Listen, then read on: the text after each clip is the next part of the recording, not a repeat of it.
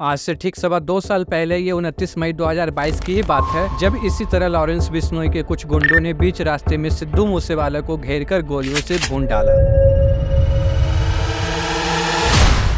लेकिन क्यों लोगों के दिलों पर राज करने वाले इतने फेमस कलाकार को कोई इतनी बेरहमी से क्यों ही मारेगा? बट देखो, ये तो सिर्फ बोलने वाली बात है, रियलिटी तो कुछ और ही था। तो चलो आगे बढ़ते हैं और जानते हैं कि आखिर उस दिन हुआ क्या था और क्यों हुआ था। लेकिन आगे बढ़ने से पहले मैं एक डिस्क्लेमर देना चाहूंगा कि अगर आप सिद्धू मूसेवाला के फैन हो तो आप इस वीडियो को यहीं छोड़ के जा सकते हो, क्योंकि आगे आपको मेरे बातों पर गुस्सा भी आ सकता है। But reality is reality. देखो, एक्चुअली हुआ कुछ यूँ था कि सिद्धू भाई 29 मई 2022 के शाम लगभग 4:30 बजे अपनी मौसी के यहाँ जाने के लिए थार में बैठते हैं। बट वेट, ऐसे नहीं, ऐसे समझो। ये देखो, सिद्धू पाजी का घर यहाँ है और उन्हें इस अपने गांव मूसा से ये लगभग 14 किलोमीटर लंबा रास्ता कवर करके अपनी मौसी के गांव बरनाला मौसी के तबीयत का हाल लेने जाना था। बट इस बात पर ध्यान देना कि घर से निकलते टाइम ही सिद्धू पाजी ने 2 गलत डिसीजन लिया। पहला तो ये कि उनके पास बुलेट प्रूफ फॉर्च्यूनर कार होने के बावजूद भी वो अपने थार से ही जाने का डिसीजन लेते हैं। और दूसरा ये कि इनके पास 2 सिक्योरिटी गार्ड भी थे जिन्हें वो अपने साथ जाने के लिए मना कर देते हैं, क्योंकि थार में 4 लोगों के बैठने का ही स्पेस होता है और ऑलरेडी 3 लोग थार में बैठ चुके थे, सिद्धू पाजी, उनके चचेरे भाई गुरप्रीत सिंह और पड़ोसी गुरविंदर सिंह। अब सिद्धू भाई अपने घर से बरनाला के लिए निकल जाते हैं और कुछ दूर जाने के बाद वो अपने साइड मिरर में देखते हैं कि कोई एक कार और एक बोलेरो उनका पीछा कर रहा है, और ये बात वो अपने भाई को भी बताते हैं। लेकिन फिर सोचते हैं कि मेरा कोई फैन होगा जो कि मेरे से मिलने के लिए मेरा पीछा कर रहा होगा, और यही सोचकर वो आगे बढ़ते रहते हैं। बट रियलिटी तो कुछ और ही था। अब तक सिद्धू पाजी अपने घर से लगभग 10 किलोमीटर दूर एक जवाहर के नामक इलाके में पहुंच चुके थे, लेकिन वो कार अभी भी उनके पीछे ही आ रहा था। और फिर अचानक वो कार वाला सिद्धू पाजी के थार को ओवरटेक करता है और आगे आकर उनका रास्ता ब्लॉक कर देता है। और फिर बिना कोई देर किए पीछे से आ रहा बोलेरो से एक बंदा थार के टायर के ऊपर गोली मारकर टायर को पंचर कर देता है, ताकि सिद्धू पाजी कहीं भाग ना पाए। और फिर दोनों गाड़ियों से 3-3 बंदा निकलता है और सिद्धू भाई के ऊपर फायरिंग करना स्टार्ट कर देता है। लगभग 30 से 40 राउंड नॉन स्टॉप फायरिंग चलता है, और इसी बीच सिद्धू पाजी भी सेल्फ डिफेंस में 2 गोलियां उसके ऊपर चलाते हैं। लेकिन तब तक सिद्धू भाई को कई सारी गोलियां लग चुकी थी और वो पूरी तरीके से घायल हो चुके थे। फायरिंग खत्म होने के बाद सारा बंदा अपनी गाड़ियों में बैठता है और वहाँ से निकल लेता है। इसके बाद वहीं के एक घर से मेसी नाम का एक बंदा निकल कर आता है और वो जल्दी से थार के शीशे को तोड़कर सिद्धू पाजी को बाहर निकालता है और देखता है कि अभी तक सिद्धू पाजी का सांस चल रहा है, इसलिए उन्हें तुरंत वहीं के एक कार से पास के हॉस्पिटल में ले जाता है। लेकिन हॉस्पिटल ले जाने के बाद डॉक्टर उन्हें डेड बताता है, और ऑटोप्सी रिपोर्ट आने के बाद ये पता चलता है कि सिद्धू पाजी ने गोली लगने के 10 से 15 मिनट बाद ही अपना दम तोड़ दिया था।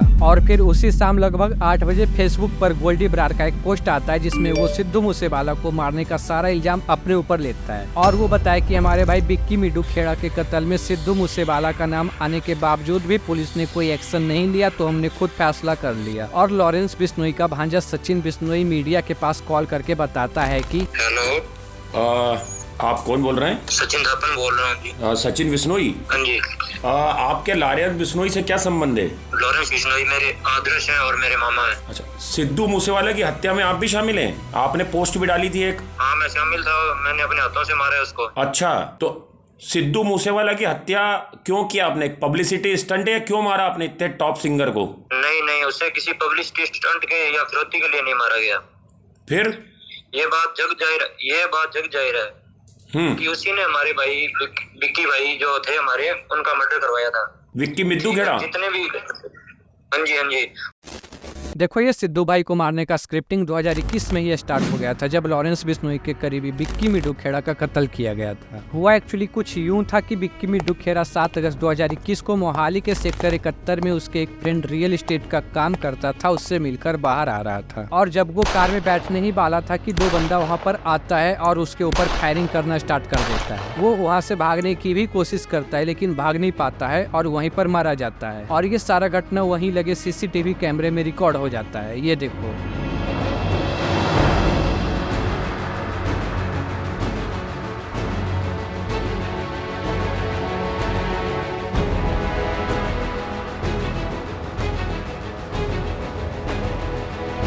इस केस के जांच पड़ताल के बाद ये पता चलता है कि इसके पीछे बम्बिया गैंग का हाथ था। और जब उसी गैंग से बिक्की मिड्डू खेड़ा को मारने वाले शूटर से पुलिस पूछताछ करती है, तो वो सिद्धू मूसेवाला के एक्स मैनेजर सगनप्रीत सिंह का नाम लेता है। सगनप्रीत सिंह पर ये एलिगेशन लगाता है कि उसी ने ही बिक्की मिड्डू खेड़ा की हत्या को अंजाम देने में हमारा हेल्प किया था, मतलब वहाँ रहने खाने और गाड़ियों का इंतजाम कराया था। लेकिन पुलिस उसे पकड़ पाती उससे पहले वह ऑस्ट्रेलिया भाग जाता। उसके बाद बिश्नोई गैंग सिद्धू मूसेवाला पर ये एलिगेशन लगाता है कि उन्होंने ही सगनप्रीत को ऑस्ट्रेलिया भागने में हेल्प किया है। लेकिन ये तो कोई लॉजिक नहीं बनता कि सिद्धू पाजी ने ही सगनप्रीत को ऑस्ट्रेलिया भागने में हेल्प किया है, क्योंकि सगनप्रीत कई सारे पंजाबी सिंगर का एक कॉमन मैनेजर था। लेकिन मीडिया और पुलिस भी सिद्धू पाजी का सगनप्रीत से लिंक बताता है, इसलिए बिश्नोई गैंग के नजरों में सिद्धू पाजी का ही नाम टिका रहता है। और उसी का ये रिजल्ट है कि बिश्नोई गैंग ने सिद्धू पाजी को बेरहमी से मार दिया। देखो, सिद्धू पाजी को मारने के बाद बिश्नोई गैंग तो वहाँ से निकल गया था, बट रास्ते में ही सारे बंदों ने बोलेरो में बैठकर एक वीडियो बनाया था जिसमें सभी के हाथ में 2-2 बंदूकें थी और मिशन सक्सेसफुल होने का सेलिब्रेशन कर रहा था। उसके बाद मानसा से लगभग 10 किलोमीटर दूर एक शांत इलाके में बोलेरो को उसी हालत में छोड़कर सब एक ही कार में बैठकर भाग गया। और फिर जब ये बोलेरो पुलिस को मिलता है तो उस बोलेरो से पुलिस को गाड़ी के कुछ डुप्लीकेट नंबर प्लेट और पेट्रोल पंप का एक रिसिप्ट मिलता है। और जब उस रिसिप्ट के थ्रू पुलिस पेट्रोल पंप पर पहुंचकर सीसीटीवी फुटेज चेक करता है तो पता चलता है कि इसके पीछे तो एक एक्स इंडियन आर्मी प्रियव्रत फौजी का हाथ है। हालांकि वो क्लिप भी सोशल मीडिया पर वायरल हो रहा था, जो कि बिश्नोई गैंग ने मर्डर करने के बाद रास्ते में बनाया था।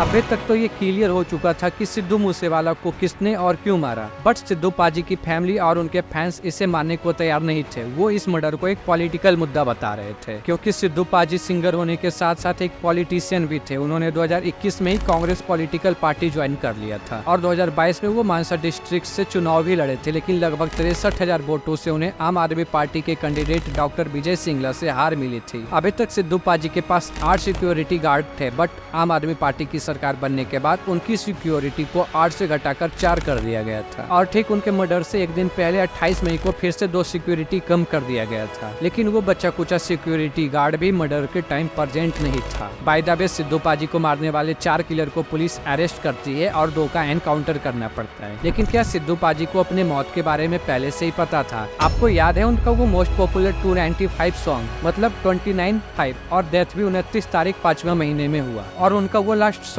द लास्ट राइड, वैसे तो उस गाने को वो अपने फेवरेट सिंगर टूपैक के ट्रिब्यूट में गाया था और उसका डेथ भी सेम मूसेवाले के जैसा ही हुआ था। लेकिन द लास्ट राइड सॉन्ग भी सिद्धू पाजी के लिए लास्ट सॉन्ग ही बनकर रहा। वीडियो अच्छा लगा हो तो वीडियो को लाइक जरूर करना और कमेंट में अपना फीडबैक जरूर देना। वैसे अभी आप यहाँ पर क्लिक करके ये देखो कि श्रीदेवी जी का मर्डर किसने किया था। Thank you.